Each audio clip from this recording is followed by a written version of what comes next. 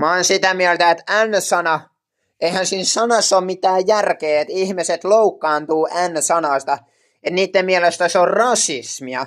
Että tämä maailma on mennyt huonoa suuntaan. Että toikin Rekkakoski oli varmaan musta ja suuttuu mulle, kun se ei kestä, että mä sanon koko ajan samaa. Mutta ihmisten pitää ymmärtää, mikä on rasismia, eikä syyttää vaan, että jos mä sanon kiroille jonkun minkä tahansa haukkumasanan, niin tolleen se on väärin. Mutta ihmisten pitää niinku kestää, että niinku, kyllä Tino Kepsykin haukkuu mua vammaiseksi, ja se on itse ihan täysvammainen.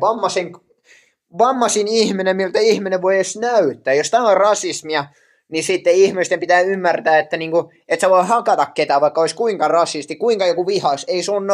Ei kellään ihmiselle, ei poliisilla tai vartijalla ole oikeutta hakata ketään, vaikka kuinka sua vituttaa. Sä et saa hakata edes sun koiraa tai ketään kissaa, sä et saa hakata ketään, ellei se on niinku laillista, mutta se ei ole laillista, ellei se niinku jossain nyrkkeilymatsissa hakkaa jotain, mutta siinä onkin hanskat.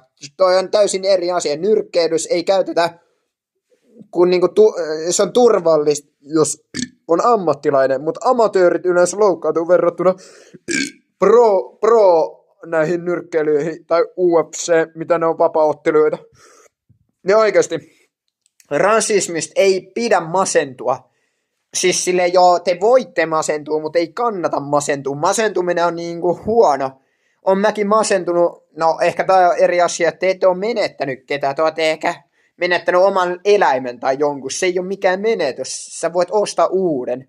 Mutta ikinä ihminen ei saa elämää takaisin, niin kuin ihmiset kuolee ja syntyy, mutta aina sulla on yksi elämä ja yksi kuolema. Ja sit sä oot koko ajan kuollut. Että niin kuin ihmisten pitäisi ymmärtää rasismi niin kuin sille ihmisten pitäisi enemmän käsitellä rasismia, eikä vaan suuttua pelkästään rasismista, että ihmiset on hoidon tarpeessa. Mä oon saanut hoitoja ja ajatellut, että rasismi on vaan luusereille. Luuserit niinku syyttää rasismista. Että ihmisten pitäisi katsoa peiliin, kuinka paljon täällä on raiskauksia Suomessa, kuinka paljon maahanmuuttajat on suomalaisille rasisteja.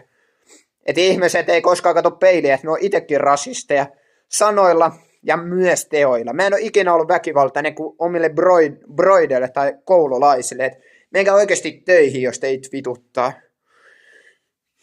Sananvapaus toimii kyllä väärin. Mun mielestä sananvapaus pitäisi niinku olla asiallinen. Silleen, että sä saisit sanoa mitä vaan. Kiroile niin perkeleesti, mutta sananvapaus toimii kyllä väärin. Että se on rasismia, että sä kiroilet jollain niinku haukkuma sanalla. Se ei ole rasismia, se on vaan huonoa käytöstä.